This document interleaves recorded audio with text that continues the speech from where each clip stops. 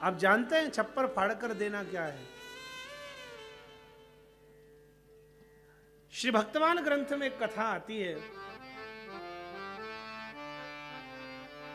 रामानंद संप्रदाय में एक संत हुए हैं जिनका नाम हुआ है श्री पीपाजी महाराज। पीपाजी महाराज अपनी अर्धांगिनी सीता सहचरी जिनका नाम है, उनके साथ में साधन भजन पूर्वक अपना जीवन यापन कर रहे हैं, बड़े प्रसन्न।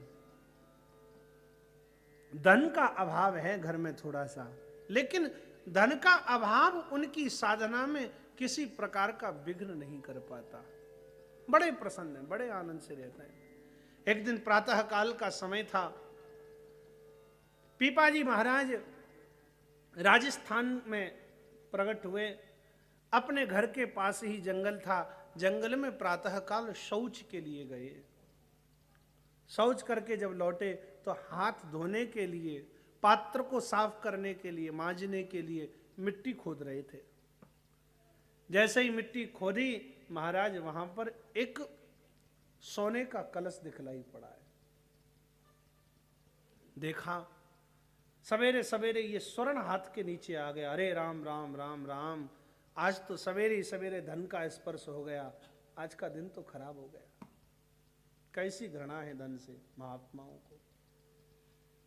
ढक दिया झट से उस सोने के घड़े को और दूसरी जगह से मिट्टी लेकर के हाथ पवित्र करके घर लौट करके आए। देवी सीता सहचरी को सारा वृत्तांत सुनाया है। आज ऐसे ऐसे हुआ। जिस समय श्री पीपाजी महाराज देवी सीता सहचरी को, अपनी अर्धांगिनी को सारा प्रसंग सुना रहे थे, देवी बड़ी प्रसन्न। देवी को भी इस बात की चिंता नहीं है कि तुम उस धन को लेकर के क्यों ना आए। जिस समय सुना रहे थे बात, उसी समय कुछ चोर झोपड़ी के पीछे खड़े होकर के सुन रहे हैं सारी बात। रात हुई, चोरों ने सोचा ये बढ़िया मौका है, ये मूर्ख है पीपा महाराज, ये तो लेकर के आए नहीं धन, चलो उस धन को हम निकाल करके ले आते हैं। अब महाराज गए वो चोर, और चोरों ने जाकर के उसी स्थान पर जहां जिस स्थान का निर्देश पीपाजी ने किया था, उसी स्थान को जाकर के जब खोदा तो देखा वहां एक कलश तो है, लेकिन सोने का नहीं, मिट्टी का कलश है। और कलश के ऊपर एक ढकना लगा हुआ है, ढक्कन लगा हुआ है। जैसे ही उस ढक्कन को खोला तो महाराज उस घड़े में सैकड़ों बिच्छू और सर्प भरे पड़े हैं।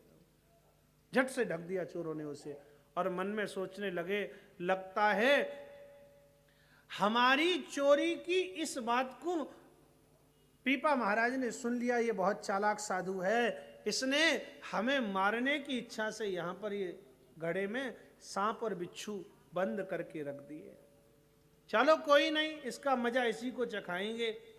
घड़े को पूरा का पूरा निकाला और सोचे कि चलो आज इसको पीपा महाराज की झोपड़ी में ही डालना है। ले गए घड़े को उठाकर, और पीपाजी के घर के ऊपर छप्पर पड़ा हुआ था, पक्की छत कहां थी। महाराज पीपाजी की छत पर चढ़ गए जैसे तैसे, और छप्पर में से छेद करके उन सर्प, जहरीले बिच्छू और सर्पों को पीपाजी के घर में डालना चाहते हैं। लेकिन विधि की विडंबना देखो, चोर डाल रहे हैं बिच्छू और सांप, लेकिन जब वह छप्पर में से गिर रहा है तो सोने की सर्पियां बरस रही हैं। इतना धन ढेर लग गया। देवी सीता सहचरी ने जाकर के कहा, सुनो सुनो, देखो ये क्या हुआ। आप जिस धन को ठुकरा करके आए थे, रघुनाथ जी ने वो धन हमें छप्पर फाड़ करके दे दिया है। हम तो ये सोच रहे थे कि नहीं लेंगे।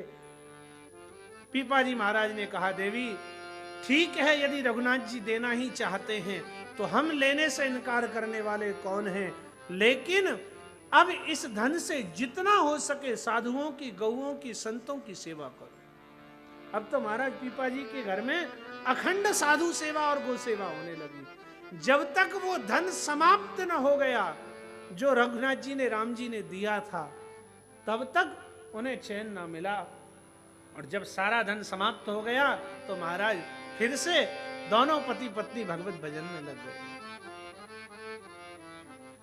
तो यहां इस प्रसंग से ही, पीपा जी के इस चरित्र से ही ये कहावत समाज में चली है, देने वाला जब भी देता, देता छप्पर फाड़ करके। ईश्वर यदि देना चाहेंगे तो हमें घर के अंदर भी ला करके दे देंगे।